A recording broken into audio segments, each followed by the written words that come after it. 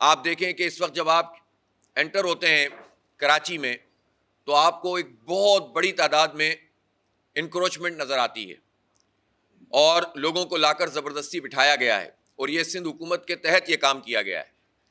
2010 میں سیلاب زدگان آئے تھے، ہم اس بات کو جانتے ہیں کہ جب وہ آئے تھے تو جماعت اسلامی نے خاص طور پر ان کی خدمت کی تھی اور ان کو مختلف کیمپوں میں رکھا تھا، اور کیمپوں میں رکھ کے ان کی خدمت کر کے ان کے بچوں کو تعلیم دی، پڑھایا اور عزت کے ساتھ ان کو روانہ کیا، اور ان کا جو مہینے 2 مہینے 3 مہینے کا راشن تھا وہ دے کر ان کے گھروں پہ ان کو بسایا اندرون سندھ میں۔ لیکن حکومت نے اس ایونٹ کو بھی اپنے قبضوں کے لیے استعمال کیا اور اس طرح سے وہاں انکروچمنٹ کر کے لوگوں کو لا کر بٹھا دیا کہ اب وہاں پتہ ہی نہیں چلتا کہ کون صحیح ہے کون غلط ہے، اور کرمنلز کو وہاں پر لا کر بٹھا دیا جاتا ہے۔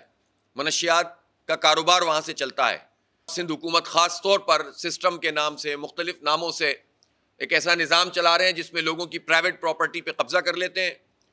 کوئی ڈیولپر ہے، وہ اپنا کوئی پروجیکٹ بنانا چاہتا ہے، اس کی زمین پہ قبضہ کر لیتے ہیں، اور پھر وہ بیچارہ مارا پھرتا ہے، پھر اس کو بلاول ہاؤس جا کر بارگیننگ کرنی پڑتی ہے، اور وہاں جانے کے بعد جا کر کسی کے بہت اچھے تعلقات بھی ہوں تو بھی کروڑوں روپے دے کر جان چھوٹتی ہے، اور اکثر تو وہ جان نہیں چھوٹتی۔ سب سے مہنگی بجلی کراچی میں پروڈیوس ہوتی ہے کہ الیکٹرک کرتا ہے پورے پاکستان کے مقابلے میں، سب سے زیادہ بل یہاں پر آتے ہیں، سب سے زیادہ انہوں نے اپنے معاہدے کی خلاف ورزی کی ہے۔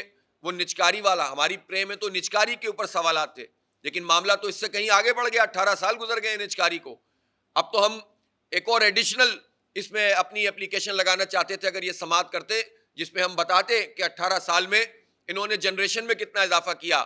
پتہ چلا جنریشن میں اضافہ ہی نہیں کیا انہوں نے۔ یہ شہر کے لوگوں کا مفاد عامہ پورے پاکستان کا مفاد عامہ ہے۔ اس شہر کے لوگوں کا مینڈیٹ پورے پاکستان کو ریپرزینٹ کرتا ہے۔ اس کے مینڈیٹ پہ ڈاکہ پڑے اور عدالتیں کہیں کہ یہ ہمارا سبجیکٹ نہیں ہے، تو یہ عدالتوں کو سوچنا ہوگا پھر ان کا سبجیکٹ ہے کیا۔ سرپرائز ملے گا پیپلز پارٹی کو ساری دھاندلی کے باوجود۔ اب ان کی ایک آخری کوشش یہ ہے کہ لوگوں کو آنے نہ دیا جائے، اٹھا لیا جائے، شہر سے منتقل کر دیا جائے۔ یہ کام کرنے پر آج رات سے انہوں نے یہ کام شروع کر دیا ہے کوئی عدالت؟ ہے کوئی الیکشن کمیشن؟ کہاں جائیں؟ ہم نے سندھ ہائی کورٹ میں پٹیشن فائل کی ہوئی ہے، 9 تاریخ کو انہوں نے کہا ہے کہ اس کی ڈیٹ دے دی ہے، چلیں 9 ہی صحیح۔ ہم دیکھیں گے کہ عدالت اب کتنی آزاد ہے اور کتنا اس کے اندر یہ کراچی کی اہمیت ہے اور عوام کے مینڈیٹ کی اہمیت ہے، اور ہم سپریم کورٹ میں بھی جا رہے ہیں۔ ہم اپنے تمام چیزوں کو اختیار کریں گے، اور ہم کراچی کے عوام سے بھی یہ کہتے ہیں کہ اگر انہوں نے یہ شب خون ختم نہیں کیا تو ہم کراچی کے عوام سے اپیل کریں گے کہ وہ سڑکوں پر آئیں۔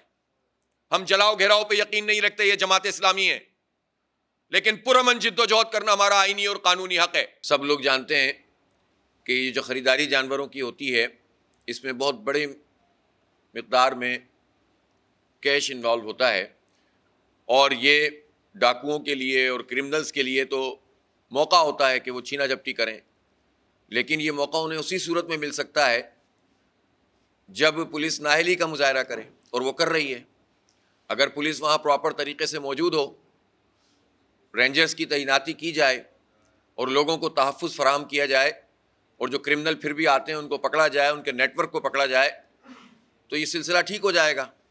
لیکن افسوس کی بات ہے کہ کئی دن گزر گئے ہیں لیکن وہ اقدامات نظر نہیں آ رہے جس کے نتیجے میں کراچی کے لوگ محفوظ رہیں، اور قربانی جیسے موقع پر اس دینی فریضے کی ادائیگی کے لیے بھی اب آپ بتائیے کہ لوگوں کا مال محفوظ نہیں، لوگوں کی جان محفوظ نہیں۔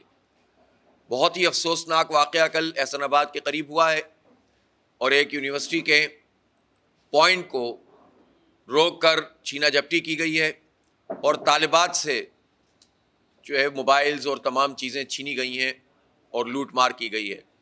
اب آپ بتائیے کہ ایسی صورتحال میں ہم کیا کریں، اور کس طرح سے شہری جو ہے وہ آسانی کے ساتھ زندگی گزاریں۔ بازار محفوظ نہیں ہیں، شاہراہیں محفوظ نہیں ہیں، یونیورسٹی کے پوائنٹس یعنی بسیں محفوظ نہیں ہیں۔ خوف و ہراس کے اس عالم میں کراچی کے لوگ جی رہے ہیں، اور حکومت کس کی ہے؟ حکومت پاکستان پیپلز پارٹی کی ہے۔ کتنے عرصے سے ہے؟ براہ راست 15 سال سے ہے۔ 15 سال میں انہوں نے یہ تحفظ فراہم کیا ہے اس شہر کے اور اس صوبے کے عوام کو۔